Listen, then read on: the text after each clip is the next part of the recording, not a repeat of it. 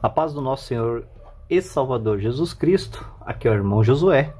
E no vídeo de hoje eu quero trazer essa obra aqui para os irmãos poderem ver, né, e analisar esse material aqui, né?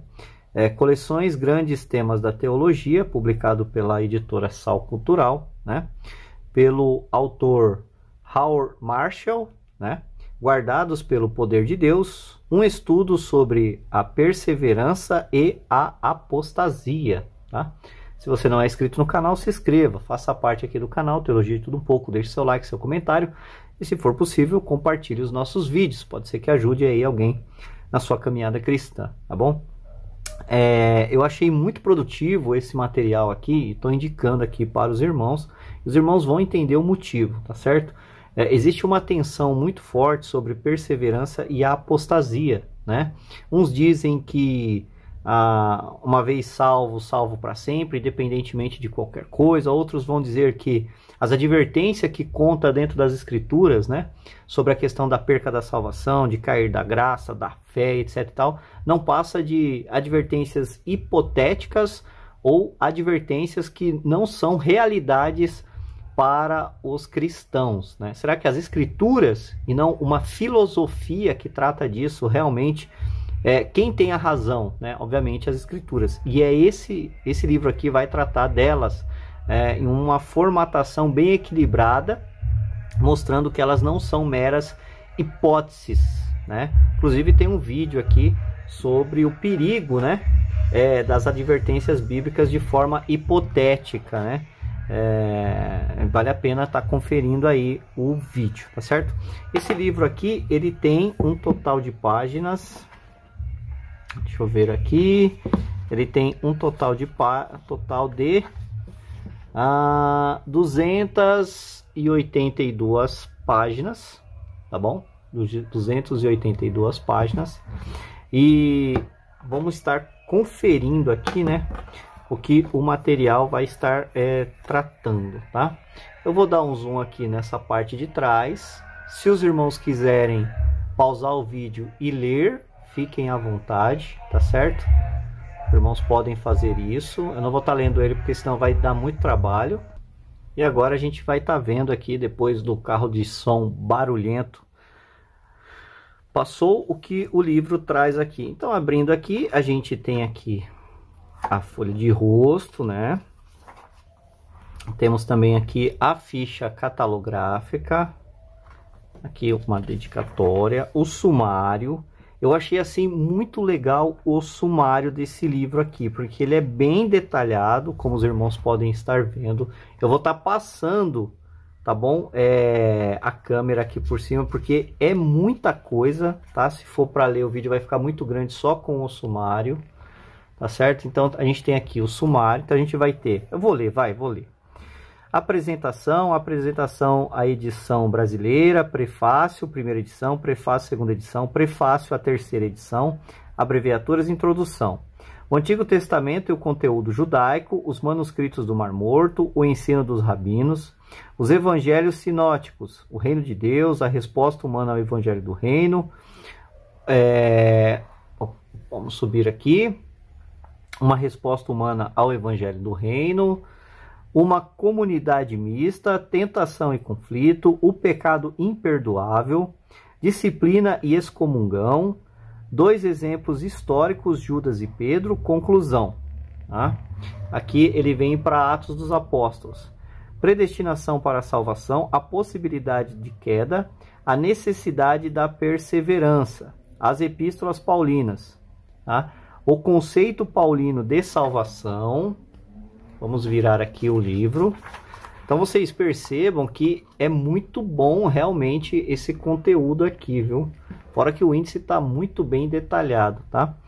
Escolha divina e predestinação, o cuidado de Deus ao crente, obstáculo à perseverança, a possibilidade do crente deixar de perseverar, os aspectos divinos e humanos da perseverança, as epístolas pastorais, ascensão de homens perversos e imperadores, a apostasia na igreja, a disciplina e excomungão, a teologia da perseverança. Epístolas aos Hebreus. Então veja, você quer saber a epístola, né? Que está falando ali sobre essas questões, você aqui pelo índice mesmo e pelo texto você já consegue, né? Abrir, já tem a página aqui muito bem colocada. Então você já vai direto ao que você está procurando, tá? Então aqui, Epístolas aos Hebreus, a passagens de advertência, o antídoto para a apostasia, o trabalho de Deus no crente. Aí vem aqui, né? Vamos aqui, epístolas católicas. A epístola de Tiago, a primeira epístola de Pedro, a epístola de Judas, a segunda epístola de Pedro. Leitura joanina. Aí ele vai trazer aqui o Apocalipse de João, o Evangelho de João, as epístolas de João. Conclusão. Aí ele tem aqui, né? O ensino bíblico, o problema teológico da perseverança. Aí a gente tem o problema teológico da perseverança, o carro do Satanás anda passando por aqui, lá na rua. As implicações práticas, a situação moderna. Aí ele vai trazer aqui o problema da apostasia na teologia do Novo Testamento, alguns problemas morais e filosóficos. Depois ele vai trazer aqui advertências contra cair, incentivos a perseverar, conclusão e a bibliografia selecionada, tá bom? Então esse daqui é o índice, como vocês podem ver, muito bacana, muito bem detalhado. Agora a gente vai ler aqui um pedaço aqui da apresentação, né?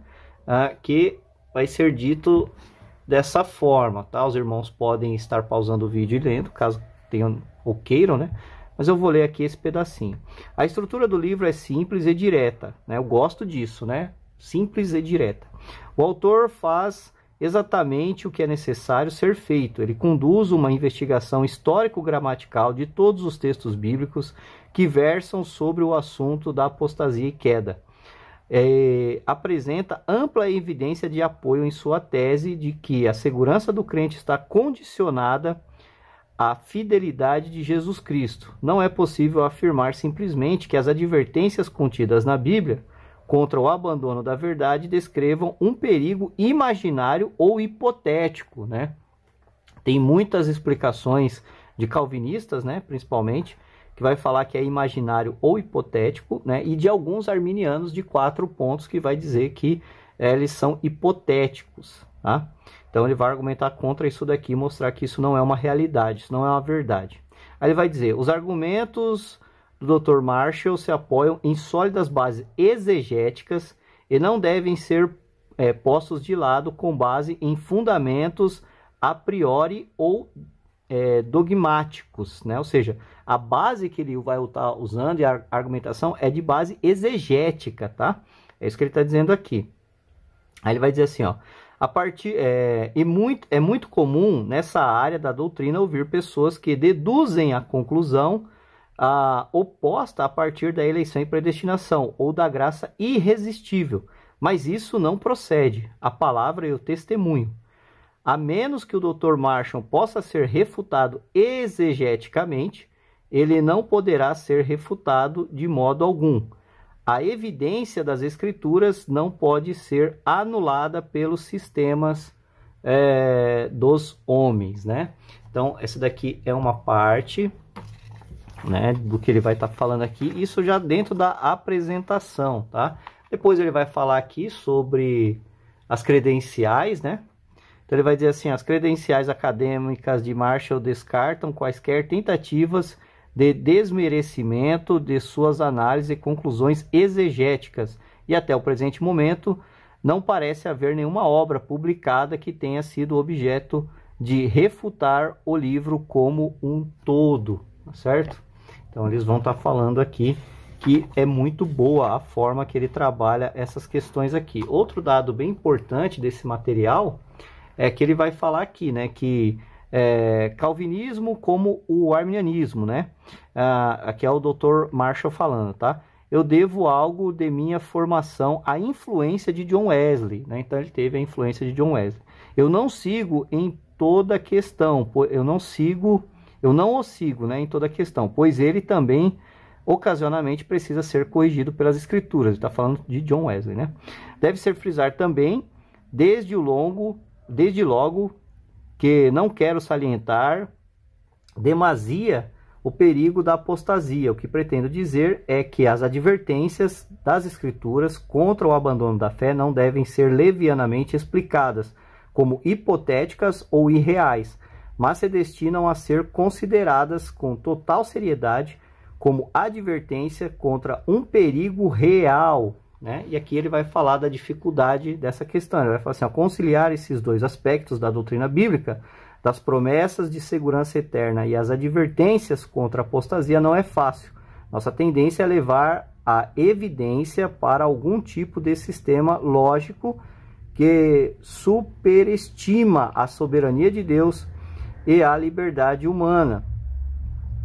Temos de aprender a não ir além das coisas que estão escritas e a nos contentarmos com o ensino integral das Escrituras, ou seja, o que as Escrituras testemunham sobre ela mesma como um todo, né? Isso daqui é muito importante. Eu achei também interessante essa parte aqui, que é a segunda edição, esse aqui é, é o prefácio da terceira edição, né? Mas que na realidade é a segunda edição. E aí ele vai dizer assim, 20 anos após a publicação da segunda edição deste livro, aí ele traz aqui por quem foi, né? Fico agradecido pelo fato de a obra receber um novo impulso com a sua reimpressão da série. Ou seja, depois de 20 anos que foi impresso a segunda edição, eles fizeram uma reimpressão, não aqui no Brasil, obviamente, né? Mas aonde ela foi feita lá fora, na Inglaterra, né? Então, é assim, rapaz, 20 anos, né? Você vê, né? E agora que está chegando aqui no Brasil, isso da segunda, foi republicado, né? A segunda edição. Aqui vem uma introdução, a letra é muito boa para leitura, apesar... A editora Sal Cultural, ela melhorou muito essa questão da abertura das folhas, tá? Antes era até pior, ainda precisa melhorar um pouquinho, porque não tem tanta abertura aqui, né? Mas...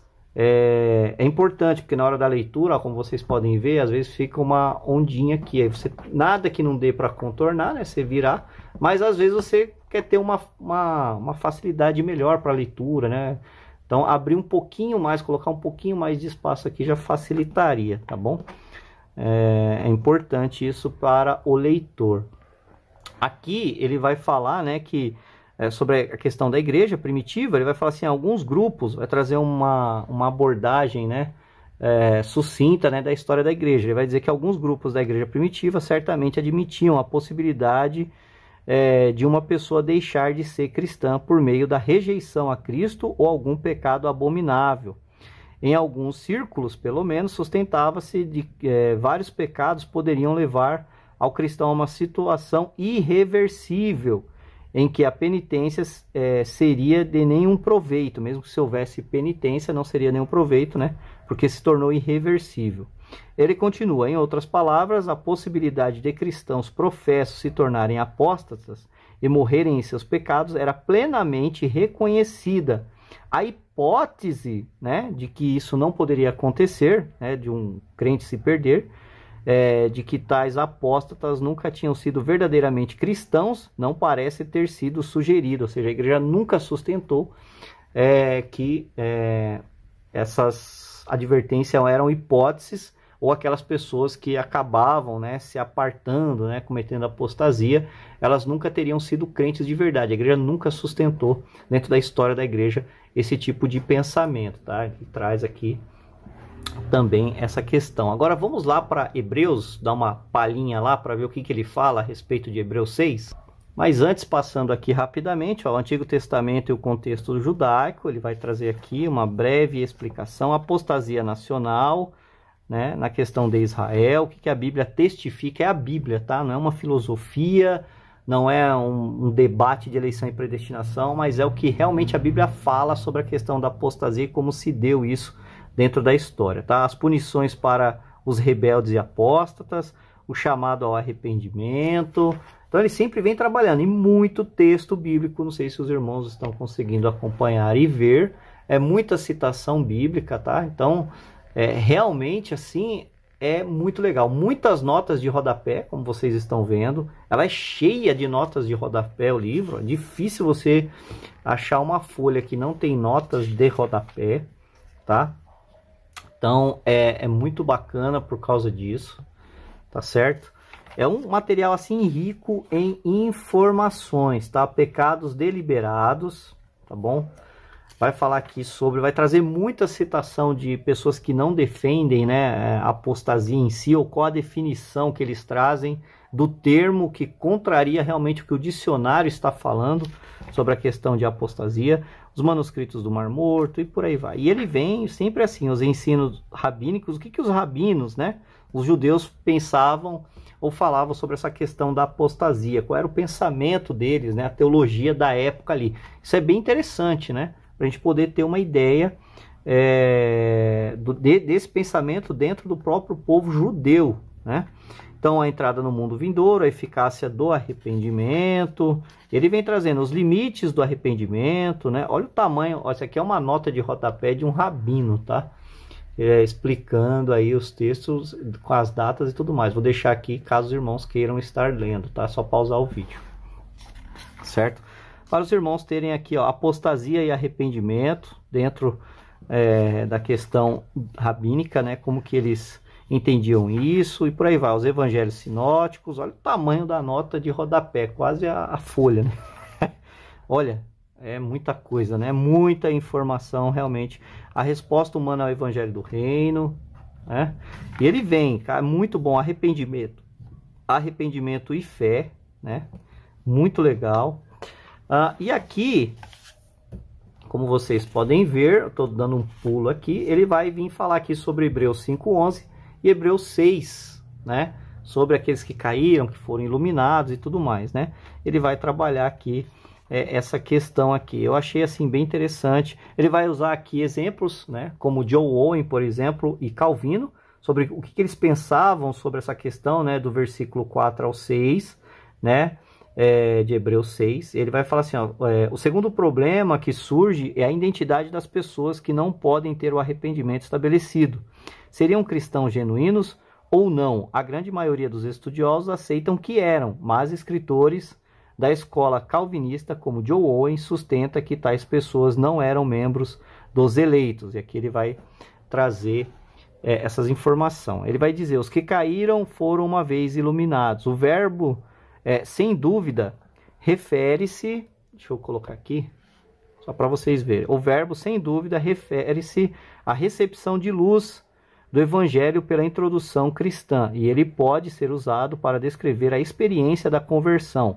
O uso aqui de uma vez seria estranho se a referência fosse meramente a recepção de um curso de ensino, ou seja, alguém está pregando e alguém está escutando, né? Mas não realmente aceitando o Evangelho. E é provável que a aceitação real de tal ensino, conversão, seja o significado. Então, ou seja, o fator, os que caíram foram uma vez iluminados, é o provável, né? Ele vai dizer aqui, né? A conversão seja o significado. Aliás, provável não. A conversão seja o significado de uma vez iluminados, né? E aqui ele vai continuar falando... Segundo que ele caiu e experimentou o dom celestial. O verbo experimentar, isso aqui é bem importante, tá? Tem algumas vezes o sentido de tomar um golpe minúsculo. Às vezes ele tem esse sentido, tá? E aí ele vai dizer o seguinte, seguindo aqui, assumindo por Calvino, John Owen defendeu que há uma diferença entre saborear, comer e digerir completamente, né? Então, ou seja, John Owen e Calvino está dizendo que aqui o significado era mais de saborear do que comer e digerir completamente, né? Saborear é o telespectador, né? Que está ouvindo, mas não está ingerindo, né? E aqui ele vai fazer uma refutação, ele vai dizer assim, ó, entretanto, estudiosos recentes concordam que a ideia enfatizada do verbo experimentar é a de experimentar o sabor do que é consumido, né? Não somente ver na prateleira, mas colocar dentro da boca, mastigar e engolir. A quantidade consumida não está sendo considerada. Quando se diz que Cristo provou a morte, Hebreus 2:9, né? Que tem a mesma coisa, o mesmo significado da palavra, né? não há sugestão de que ele morreu com um mero leve sabor e nada mais. Ao contrário, ele experimentou o máximo o sabor amargo da morte. Todo o argumento do autor seria também anulado aqui se ele estivesse falando aqueles que tiveram um mero vislumbre de luz e nenhuma experiência genuína da salvação, né? Isso aqui é bem interessante. Aqui ele vai falar sobre a questão de Calvino, né? O que ele vai estar falando aqui, Calvino está falando sobre essa questão, e Calvino vai usar aqui uma fé passageira de Marcos 4,17. O autor refuta Calvino novamente e vai dizer que o que Calvino fez naquela explicação, os irmãos podem pausar o vídeo e estar lendo, não passa de uma exegese de Calvino, né? Ele até escreve aqui, ó, exegese de Calvino, e ele vai dizer que o contraste entre os eleitos e os réprobos não ocorre em Hebreus, porque Calvino vai dizer que esse texto, o contexto se refere aos eleitos, que é um contraste entre réprobos e eleitos, né? E o autor aqui vai dizer que isso não existe aqui em Hebreus 6, né? Nem a ideia de regeneração, e é questionável se tem deles pode legitimamente ser aplicado a essa passagem. A referência de Marcos 4,17 não prova nada que Calvino usou, né? Terceiro, ele vai estar falando aqui que a terceira característica dos caídos é que eles haviam se tornado participantes do Espírito Santo. Isso certamente é uma marca do cristão, e não há passagem no Novo Testamento em que uma experiência do Espírito, como a descrita aqui, seja atribuída a pessoas que não fossem cristãs. Tudo que o Owen é capaz de concluir é que o Espírito Santo está presente até com muitas outras operações poderosas, não presente no sentido de habitação graciosas, ou muitos são feitos participantes deles em seus dons espirituais, nunca participantes de sua graça salvadora. Mateus 7, 22 e 23, né? E aqui ele vai continuar. Uma nota aqui bem interessante é que ele vai falar aqui, ó. Devemos notar, no entanto, que as pessoas em que não desejavam aparentemente se arrepender, está falando aqui da questão será que existe perdão e volta, né, para aquelas pessoas que não querem realmente se arrepender, né? Então ele vai dizer aqui, ó, devemos notar, no entanto, que as pessoas em questão não desejavam aparentemente se arrepender, aquela apostasia ferrenha, né? Onde vai dizer que não há mais possibilidade de volta, né? A epístola como um todo é uma convocação ao arrependimento, e as pessoas referidas aqui não tinham o desejo de ser perdoadas por seus pecados. Elas rejeitaram o único que poderia lhe dar a oportunidade de arrependimento. Depois ele vai falar aqui sobre os dois pontos que foram vistos, né? A opinião, tanto de Calvino e de Owen, né?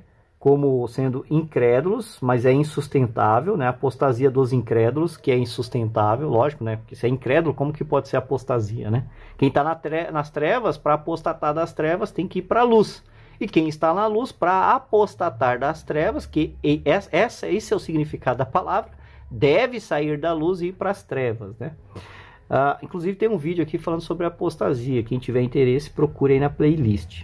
A visão que nos é recomendada é a chamada teoria dos salvos e perdidos. Nessa visão, um cristão pode ser salvo e depois se perder em apostasia deliberada. Aqui ele vai fazer algumas argumentações sobre essa problemática, tá bom? Isso aqui está muito incluído com o arminianismo wesleyano, tá? E aqui ele vai dizer o seguinte, esse teólogo vai dizer assim, diz que essa possibilidade de se afastar da graça, como sugerido nessa passagem, envolveria a impossibilidade de arrependimento. E se isso deve ser para sempre, ou seja, quem sustenta na Epístola de Hebreus que é possível perder a salvação, deve também sustentar que uma vez que essa pessoa perdeu essa salvação, ela não tem mais possibilidade de arrependimento. Ele vai dizer, se no entanto for isso o que a passagem ensina, sua inaceitabilidade não prova que a exegese é falsa, ou seja, tem que sustentar as duas coisas e não somente uma delas, tá? Aí ele vai dizer, mas que os pressupostos do crítico podem ser questionáveis, ou seja, se alguém diz que ali não está se referindo à perca da salvação e da impossibilidade ao arrependimento, né? Se eles não estiverem falando aquilo, devem ser questionáveis. Agora, se assegurar as duas coisas, então não é falso, né? Mas que os pressupostos críticos podem ser questionáveis. Nenhum desses argumentos, então, é decisivo. Aí ele continua falando aqui, e ele vai fazer aqui uma nota bem interessante. A passagem assim descreve um estado de coisas. A passagem assim descreve um estado de coisas imaginário. Mostra o que aconteceria se a impossibilidade de um crente de se tornar apóstolo se tornasse realidade, né? Ele vai trabalhando aqui também essa questão, né? O que é bem interessante é que quando ele vai falar dessa questão dessa pessoa não ter mais possibilidade de ser perdoada, ele vai dizer o seguinte, né? Ele vai trazer um pensamento do seguinte, né? Uma explicação. Tem sido frequentemente sugerido que o arrependimento é considerado impossível em razão de pessoas que, em questão, não estão dispostas a se arrepender. Não é que Deus não deseje dispor a perdoar ou proporcionar uma oportunidade de arrependimento, mas que o próprio apóstata se recusa a arrepender-se, né? Portanto, é impossível dizer que elas podem ser renovadas periodicamente, uma vez que não serão renovados. De fato, se eles quisessem, seriam obviamente possível. Portanto, qual é a desculpa da enfermidade daqueles, senão a culpa de sua vontade, que não será renovada pela inércia, e que os veteranos perdidos perdem o valor da renovação? Ou seja, caiu em um estado, não tem como ser recuperado mais, porque está em um estado de rebelião que não há reversão, né? Percebemos de fato ser compelidos a permitir que uma pessoa possa ir tão longe na apostasia que Deus lhe recusa a oportunidade de arrependimento. Nesta passagem, a honestidade exegética reconhece que essa possibilidade é ao menos levantada, tá vendo? Além disso, está em conformidade com outras passagens nas quais descobrimos que existe um limite na paciência de Deus. É bem interessante que Jacó Arminio ele trabalha essa questão aqui, né, do limite da paciência de Deus, né? Em instar pecadores recalcitrantes a voltarem para ele. Um estágio de não retorno pode ser alcançado pela pessoa que se entretém com a apostasia, né? Então é isso, irmãos. É um material muito bom, material muito legal. Recomendo realmente esse material para todos aqueles interessados nesse assunto, porque realmente é formidável. 28 minutos de vídeo, é longo realmente, mas é apropriado, porque é um material que realmente... Eu queria trazer muito mais coisas, infelizmente o vídeo ficaria mais de 1 hora, né? Se tornaria praticamente uma live, né? Que não é o caso.